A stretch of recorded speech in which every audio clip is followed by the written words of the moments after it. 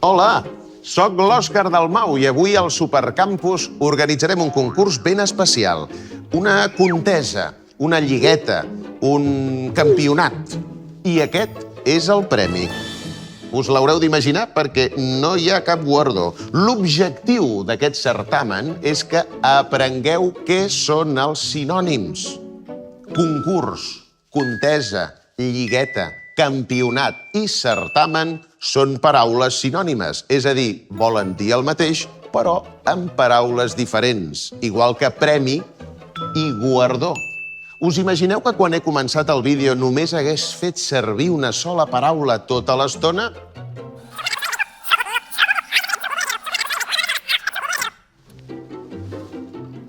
Hola, soc l'Òscar Dalmau i avui al Supercampus organitzarem un concurs ben especial. Un concurs.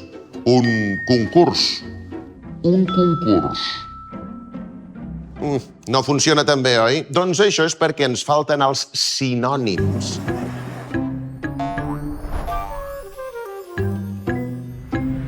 Però què són els sinònims? Els sinònims enriqueixen el nostre llenguatge, fan que sigui menys monòton i repetitiu i ens ajuden a ser precisos i a evitar paraules comodí que no aporten gaire significat. Hi ha diccionaris que són únicament i exclusivament de sinònims. Flauta, xeremia, caramella, dolçaina, sonador. Per tant, quan ens quedem sense paraules o vulguem trobar una paraula semblant a la que estem utilitzant, en podem fer servir un. Però com sabem si una paraula és sinònima d'una altra? En primer lloc, han de tenir la mateixa categoria gramatical. Han de tenir un significat igual o semblant. I s'han de poder intercanviar en un mateix context. Hi ha sinònims que només ho són en alguns contextos. Es diuen sinònims parcials. Per exemple, explicar i aclarir. En el context d'un examen de català, el professor aclareix o explica els dubtes. Però, en canvi, si hem d'aclarir la salsa perquè ens ha quedat massa espessa, no podem fer servir explicar. Els sinònims que volen dir el mateix, sigui quin sigui el context, s'anomenen sinònims totals. Per exemple, en el cas dels sinònims regionals, mots que volen dir el mateix en diferents dialectes, com ara noi, xic o al·lot. Sí, ja sé que teniu moltes ganes de fer el torneig, però deixeu-me dir una cosa abans de començar el concurs. Totes les paraules poden tenir algun sinònim, però com més obert sigui el seu significat, més probabilitats tenim de trobar-ne un. Si jo dic ocell o dic oreneta, em serà molt més fàcil trobar un sinònim per la paraula ocell que per la paraula oreneta.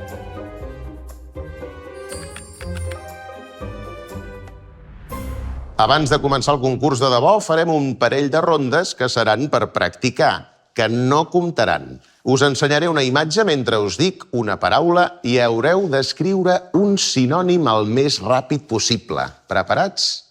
Doncs som-hi. Alegre. La paraula alegre té molts sinònims. Podem dir simpàtica, trempada, graciosa, divertida. En coneixeu algun més? Una altra paraula, va. No, aquesta no, que és massa fàcil. Aquesta, error. Alguns dels sinònims d'aquesta paraula poden ser equivocació, errada, confusió, badada, pífia. I finalment, abans de començar el concurs del dictat a l'aula, aviam aquesta. Amb aquesta us he ben enxampat, perquè tant pot ser ase, l'animal, com també babau o analfabet. No us preocupeu que ara al concurs us ho posaré més fàcil. Benvinguts al concurs de sinònims del Supercampus. Avui tenim amb nosaltres els alumnes de la classe dels pingüins de l'Escola Margarida de Vallfogona. Que no us dieu així. Bé, doncs tant se val, anem al gra. El cas és que heu vingut aquí per emportar-vos un magnífic premi que no existeix. I per endur-vos a la casa haureu d'escriure correctament les paraules que ara dictaré i tants sinònims com pugueu. Ara, però, direm les 3 paraules seguides. Arreglar. Net. Barat.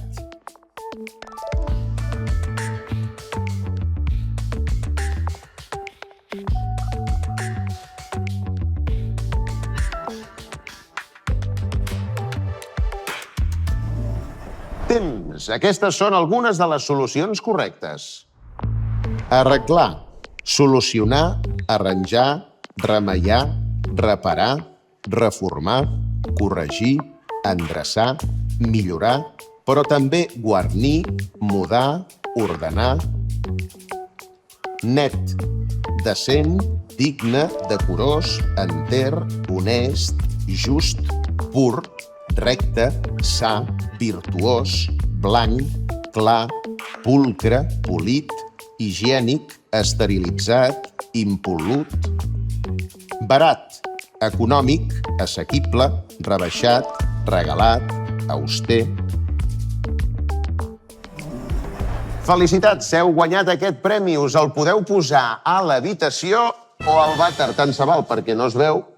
A reveure, ens trobem al Supercampus.